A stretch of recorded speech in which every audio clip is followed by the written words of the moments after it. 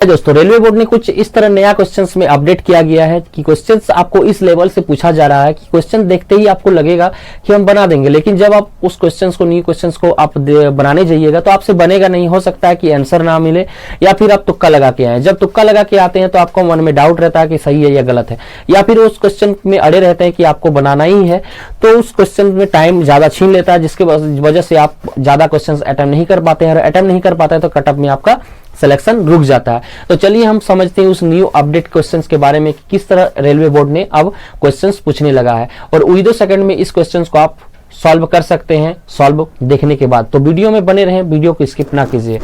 तो क्वेश्चंस में आपका पूछा गया कि एक गांव की जनसंख्या प्रति वर्ष 25 प्रति हजार की दर से बढ़ती है और यदि वर्तमान की जनसंख्या इतना है तो 2 वर्ष पूर्व की जनसंख्या कितनी है। आप बोर्ड में देख सकते हैं क्वेश्चन इस तरह पूछा गया है।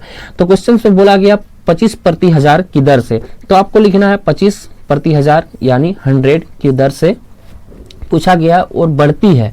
तो ये जो बढ़ रही है तो इसको आपको फ्रैक्शन में निकालना। जैसे आप फ्रैक्शन में निकालिएगा तो 1/40 आएगा, और 40 आने के बाद आपको इसको इंक्रीमेंट करना। जैसे आप इनको इंक्रीमेंट करते हैं तो कितना हो जाएगा, ये 40 से एक बढ़ जाएगा तो 41/40 हो जाएगा।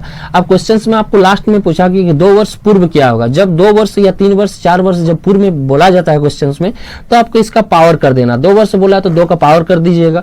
अब इसको पावर करने के बाद आपका इसको स्क्वायर पता रहना चाहिए 40 और 41 का। अगर स्क्वायर पता है तो आप आसानी से यहाँ लिख सकते हैं।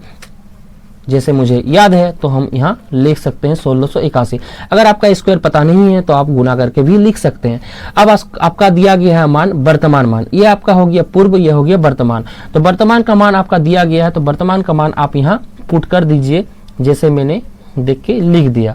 लिखने के बाद आपको ये डिवाइड करना है। डिवाइड करने के बाद ये आएगा 5 आने के बाद आपको इसको 5 से गुना कर देना। जैसे आप 5 से गुना करते हैं तो आपका आंसर आ जाएगा 80,000। आप यहाँ ऑप्शन में देख सकते हैं 80,000 राइट आंसर है। इस तरह इंपॉर्टेंट वीडियो पाने के लिए मेरे चैनल को अभी तक सब्सक्राइब नहीं किए हो तो जल्द से जल्द सब्सक्राइब कर ले। और ये जो मैंने मेथड बताया, इसी मेथड से आप सही क्वेश्चंस को आसानी से बना सकते हैं। Thank you.